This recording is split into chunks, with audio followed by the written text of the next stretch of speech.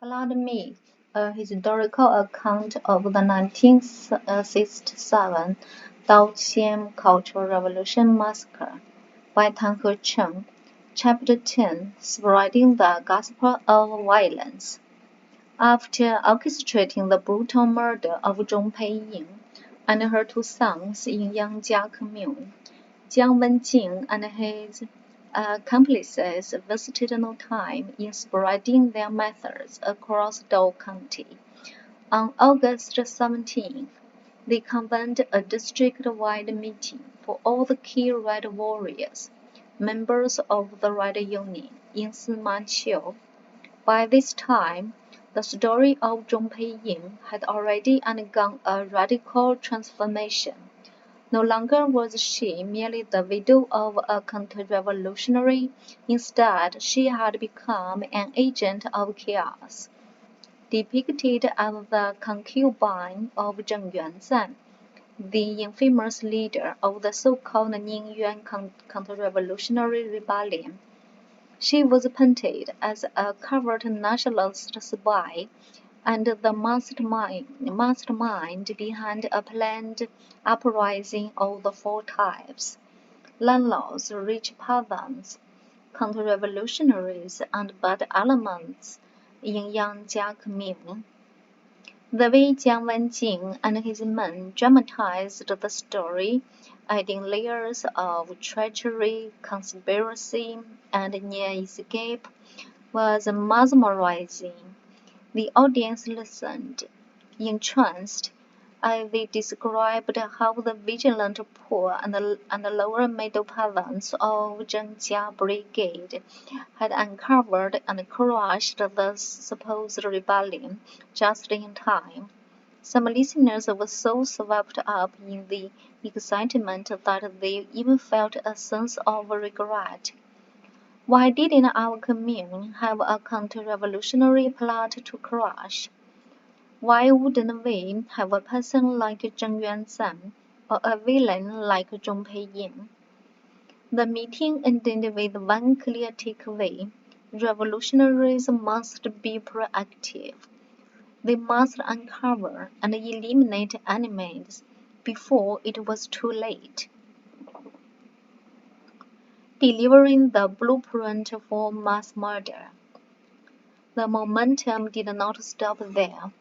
On August 18th and 19th, Jiang Wenjing and his men were personally invited to other communes, Dapingling and Hongtangying, to share their revolutionary experience and provide guidance on how to purge enemies.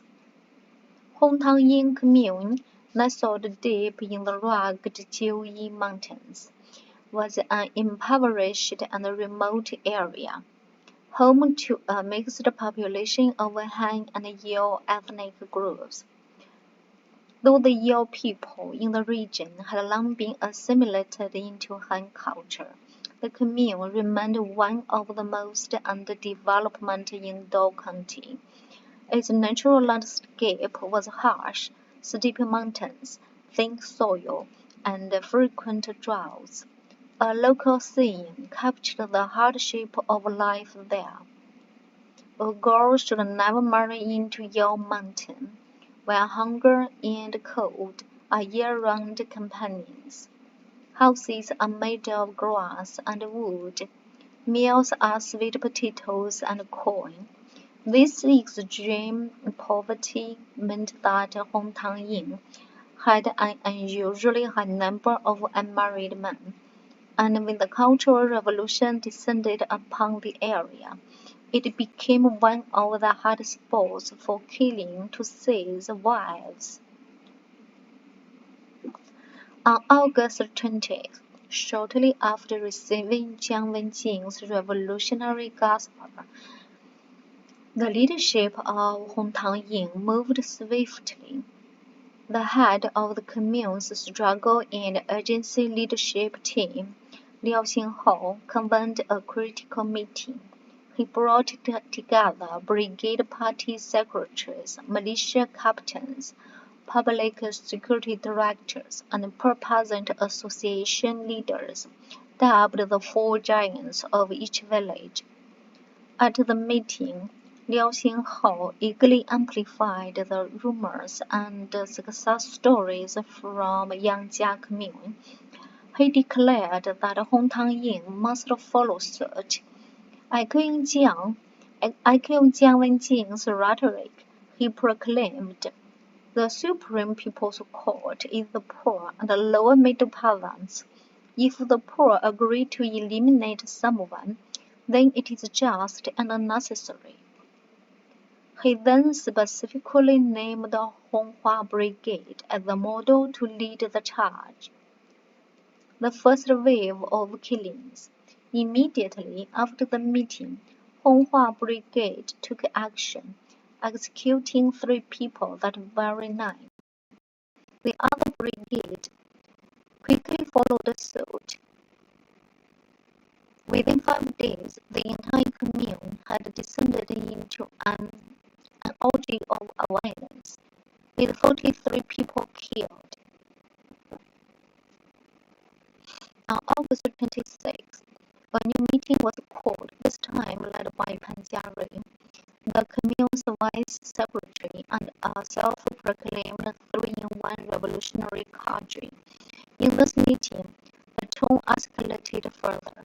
Pan harshly criticized brigades that had been too slow in their actions. He singled out those who had been exemplary, particularly Honghua Brigade, which had killed the most.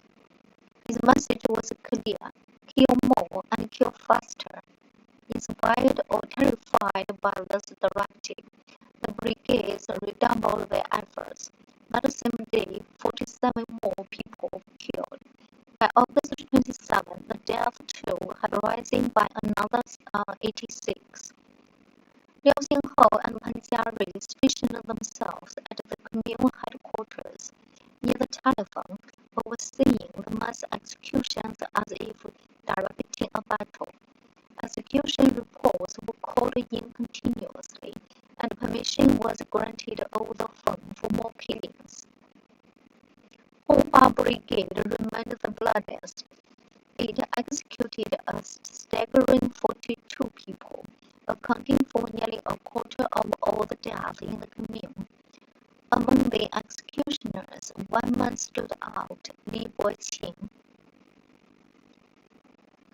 Li was no ordinary killer. He did not just participate in the massacres, he reveled in them. Whenever there was an execution planned, he would insist on being involved. If he wasn't included, he would protest until he was. Over the course of 3 separate massacres, he personally killed 21 people. Later, when the authorities reopened investigations into the Cultural Revolution massacres, Li Boqing was arrested. When asked about his motive for killing so many, his response was shocking in the simplicity: to earn more bracket points. At first,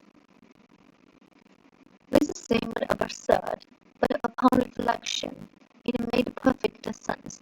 During that time, killing class enemies was not only encouraged but rewarded.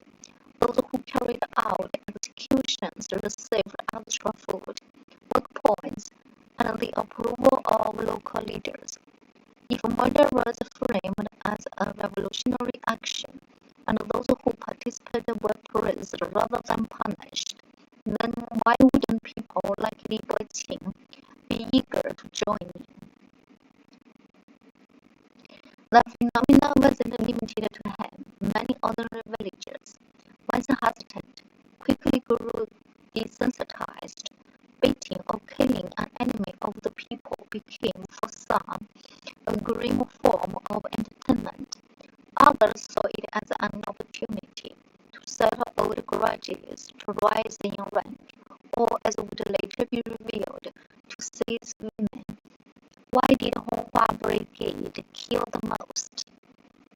During an interview, a cadre involved in the post-cultural revolution investigations was asked, why did Honghua Brigade kill so many more people than the others. His response: proximity to the commune was a major factor. Honghua Brigade was only a kilometer away from the commune headquarters. You could hear a dog bark from one to the other. This meant that commune leaders like Pan Jiarui and Liao Qianhou were always nearby, personally overseeing and encouraging the killings. Secondly, Honghua Brigade has always been considered a model in the commune, leading in all political campaigns. When the killing started, they had to set an example by killing the most. Thirdly, they expanded their definition of class enemies. Some brigades only targeted landlords and counter-revolutionaries. Honghua, however, included capitalist rovers, essentially anyone who had an independent source of income, slept over in the fields, or questioned the leadership. Finally, there were those who killed for personal reasons, to seize land, to take revenge, or to steal another man's wife. This is why Honghua's death toll was so high. It wasn't just about politics, it's about opportunity. Murder by telephone. If the mass executions in Honghua Brigade were shocking, the case of Huangjiatang Brigade was even more surreal. Here, the killings were not ordered by a commune leader or militia captain, but by a mere telephone operator, Deng Yongyu. Deng, a low-ranking staffer, had no real authority, but as the commune's switchboard operator, he had access to all communications. He overheard every directive, every report, every update about the killings happening in other brigades. Then, on August 25, he picked up the phone and called Huangjiatang Brigade. Why haven't you acted yet? He demanded. Every other brigade is doing their part, but you are falling behind. That was all it took. Feeling pressured, Huangjiatang's leaders scrambled to compile a list. That night, he killed 5 people. The next morning, Deng called again. 2 counter-revolutionaries have been caught in Gongba district. Come pick them up and take care of them on the way back. And so, 2 more were killed.